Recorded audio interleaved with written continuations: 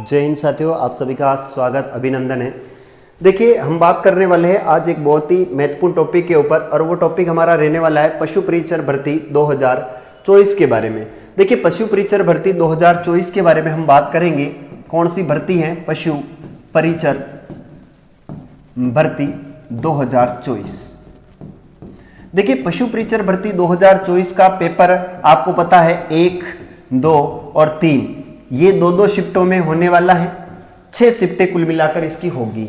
अब हम बात करेंगे सर पशु परिचर भर्ती में हम अभी अंतिम समय में तैयारी कैसे करें, अंतिम समय में हमारी तैयारी क्या होनी चाहिए।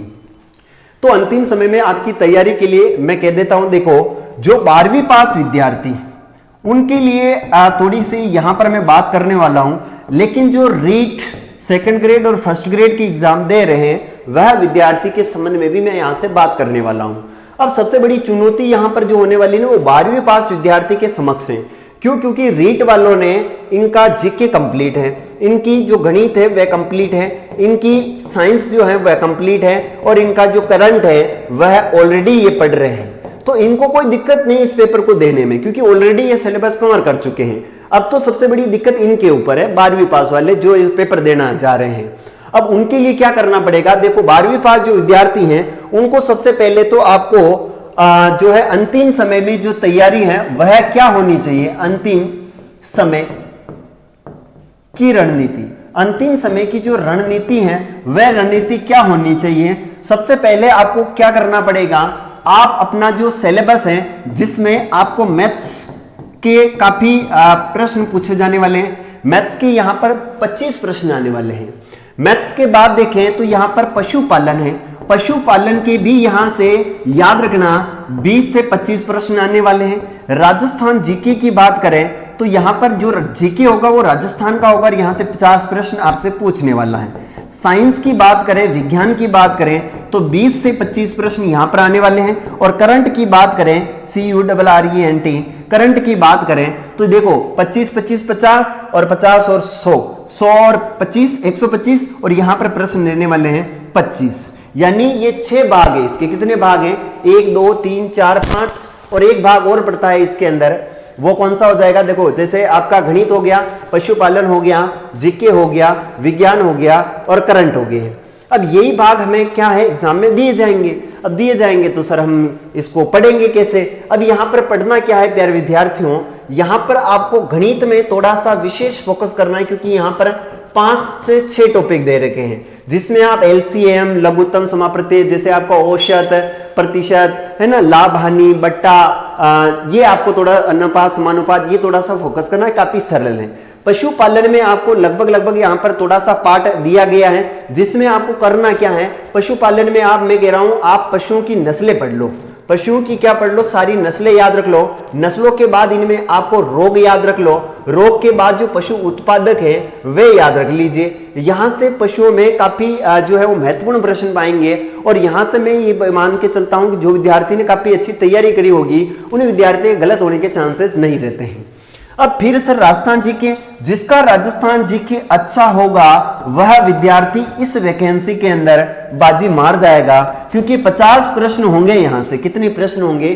50 प्रश्न से लेकर 60 प्रश्न तक राजस्थान जीके के पूछे जाएंगे, जो कि राजस्थान जीके में इतिहास होगी, इतिहास के बाद यहां से भूगोल होगी, भूगोल के बाद आपकी कला संस्कृति होगी, और यहां पर करंट होगा राजस्थान का, CURRENT करंट अफेयर होगा।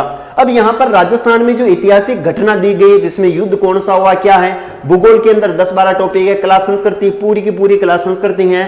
तो यहां पर आपको है ना ये पार्ट अगर आप कंप्लीट कर ले तो इसमें याद रखना राज्य व्यवस्था, राजस्थान की राज्य व्यवस्था इसके अंदर नहीं दे रखी है, राजस्थान की राज्य व्यवस्था इसमें नहीं दे रखी। तो राजस्थान की राज्य व्यवस्था में उलझना भी मत आप इतिहास, भूगोल, कला संस्कृति और राजस्थान का करंट अफेयर पढ़ लेना, आपका काम हो जाएगा।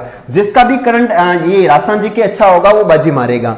विज्ञान के अंदर यहां पर सामान्य आपसे जर्नल विज्ञान पूछी जाएगी, सामान्य विज्ञान पूछी जाएगी। इसमें मैं मानता हूं कि 10 प्रश्न तो वह विद्यार्थी जिसने 10 तक अच्छी साइंस पढ़ी है, वह विद्यार्थी इसके अंदर बाजी मार जाएगा, कोई दिक्कत नहीं है। 10 प्रश्न आराम से कर लेगा। रही बात 15 प्रश्न की, तो 15 में से 5 में आप तुक्के लगा लोगे, और रही प्रश्न 10 की, तो 10 को आपको थोड़ा सा मेहनत करके पढ़ना पड़ेगा। जिसमें आपको पढ़ना क्या है, जैसे मानो बॉडी के बारे में है, मानो रोग के बारे में है, और आपका जो देखा जाए कि भौतिक जो रासायनिक परिवर्तन है वो है, अवतल दर्पण, उत्तल दर्पण। थोड़ा सा क्या है, साइंस का भाग थोड़ा डिफिकल्ट हो जाता है। वह विद्यार्थी जो आर्ट्स से रिलेट करते हैं उनको थोड़ी साइंस में दिक्कत हो सकती है, लेकिन मेरा मानना है कि 15 प्रश्न तो आप कंप्लीटली करके आ जाओगे। तो 15 हो गए तो खूब है ना अपने लिए। तो फिर आपको करंट के, याद रखना करंट को कैसे पढ़ना है सर, तो अभी आप एक किताब आती है करंट की, उसका नाम है मूमल करंट की बुक लेकर आओ। किसी भी लाइव क्लास के चक्कर में नहीं रहना है, क्योंकि लाइव क्लास वाले आपका समय खा जाएंगे और आपको एक भी प्रश्न वहां से नहीं बैठेगा। मूमल अगर आप लाकर पढ़ते हो तो मूमल में आपको पढ़ना क्या है, मूमल में आपको देखो, एक तो आपको खेल से जितने भी रिलेटेड जो खेल हुए हैं उनसे प्रश्न आपको देखना है। खेल के बाद आपको जो राजनीतिक जो नियुक्तियां होती हैं, राजनीतिक नियुक्तियां यहां से आपको पढ़ना है।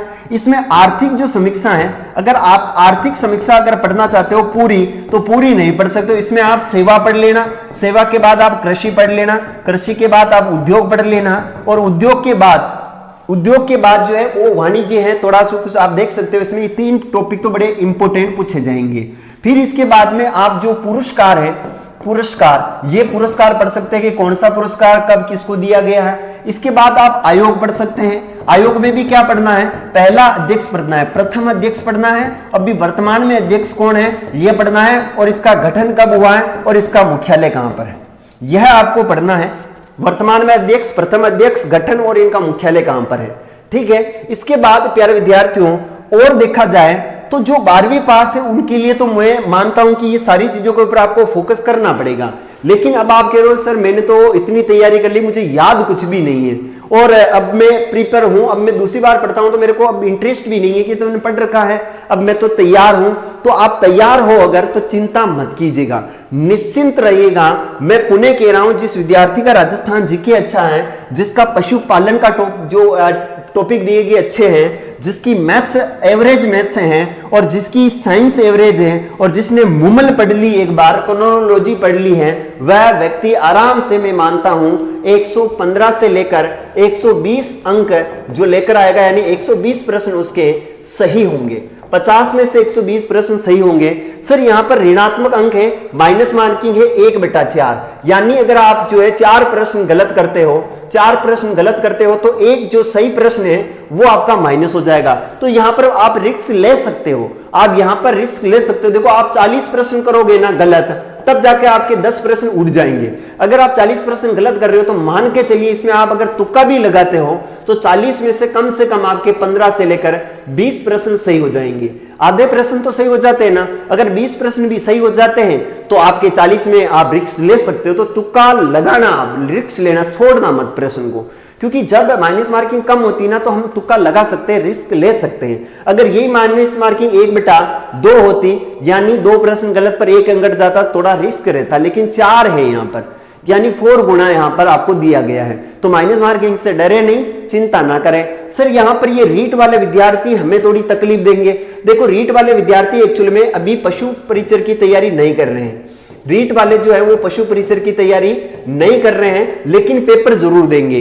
ये इसका क्या देने वाले हैं, पेपर जरूर देंगे, क्योंकि ऑलरेडी इन्होंने पढ़ रखा है। तो इनका राजस्थान जीके अच्छा है, इनकी मैथ्स अच्छी हो सकती है अगर कोई साइंस बैकग्राउंड, मैथ्स बैकग्राउंड से, और अगर आर्ट्स से है तो उसकी मैथ्स जो है वो अच्छी नहीं होगी, उनकी साइंस अच्छी नहीं होगी, उनका जीके अच्छा हो सकता है। तो वैसा आप अगर सेपरेट पढ़ रहे हो तो ये जो घोड़े हैं, ये पुराने घोड़े हैं, इन पुराने घोड़ों को अभी जो है वो सिर्फ और सिर्फ घास दिख रही है इनको, और आप लोगों का फोकस इनको देखकर डरना नहीं हो। रीट वाले भी इसमें फॉर्म भर रहे हैं, इतने 17 लाख आवेदन आए, 17 लाख में से मेरा क्या होगा, मैं तो डिमोटिवेट हो रहा हूं। डिमोटिवेट नहीं होना है भाई साहब, आप सेपरेट तैयारी कर रहे हो, और जो किसी भी एग्जाम को आधार मानकर बिल्कुल उसमें डूब जाता है ना, वो व्यक्ति हमेशा आगे बढ़ता है। मैं खुद MA BEd हूं, लेकिन मैंने अभी तक रीट की तैयारी शुरू नहीं करी है, मैंने अभी तक रीट के लिए नहीं पढ़ा है, ना तो मैंने संस्कृत पढ़ी ना मैंने हिंदी पढ़ी। क्यों? क्योंकि मैं पशुपालन की तैयारी कर रहा हूं, पशु परिचर की मैं स्वयं तैयारी कर रहा हूं, क्योंकि मुझे पता है मेरा राजस्थान जीके काफी अच्छा है। मैंने मैथ्स पढ़ ली है,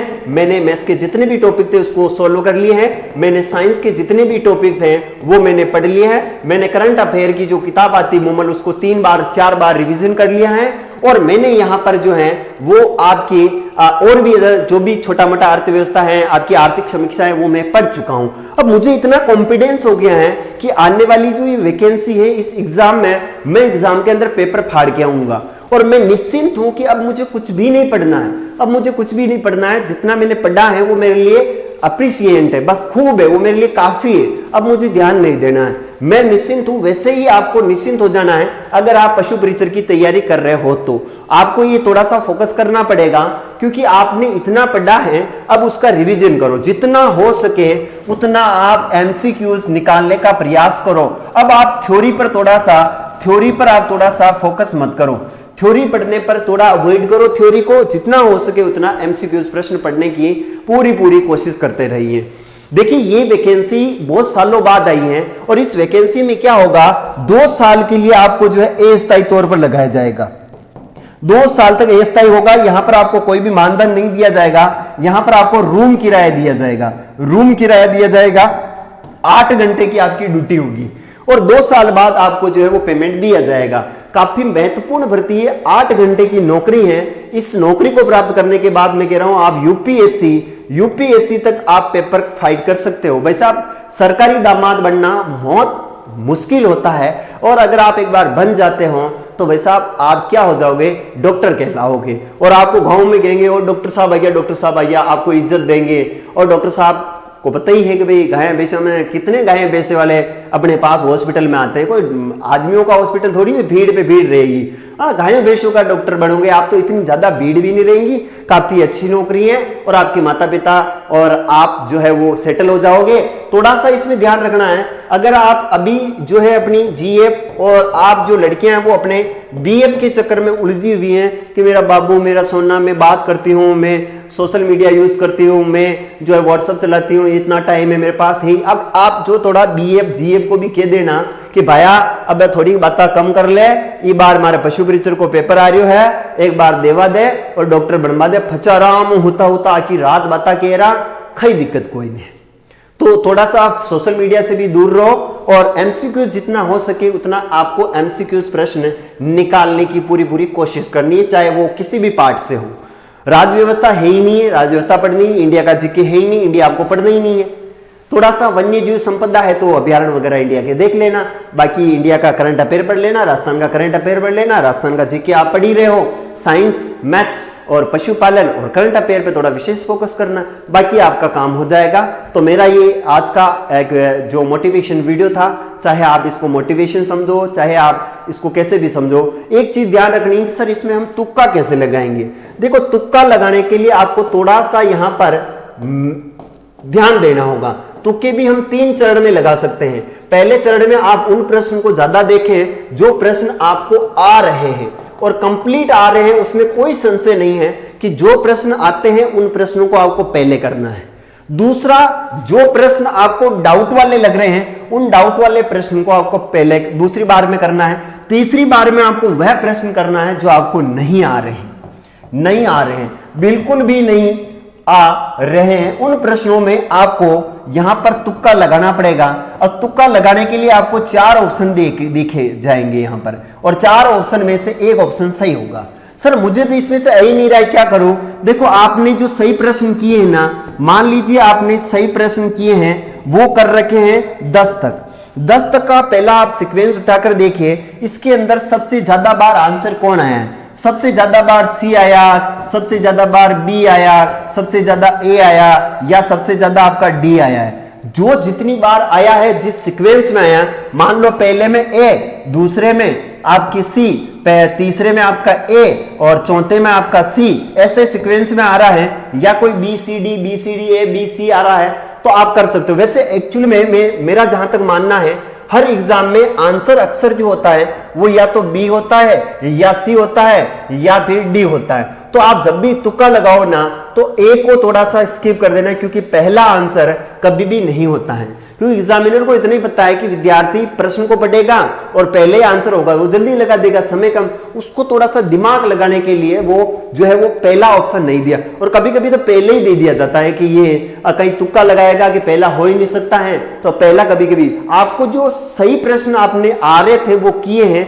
उस सीक्वेंस को देखकर ही आपको क्या लगाना है, तुक्का लगाना है। तो प्यारे विद्यार्थियों समझ गए होंगे। बाकी तो आप एग्जाम हॉल में क्या करोगे ये इंपॉर्टेंट है, आपने कितना पढ़ा है, कैसे पढ़ा है, कितने घंटे पढ़ा है, डजंट मैटर। आपका प्रदर्शन एग्जाम हॉल में क्या रहने वाला है, यही इंपॉर्टेंट है। तो प्यारे विद्यार्थियों आज के लिए इतना ही, मिलेंगे अपन अगले किसी वीडियो में, तब तक के लिए जय हिंद, वंदे मातरम।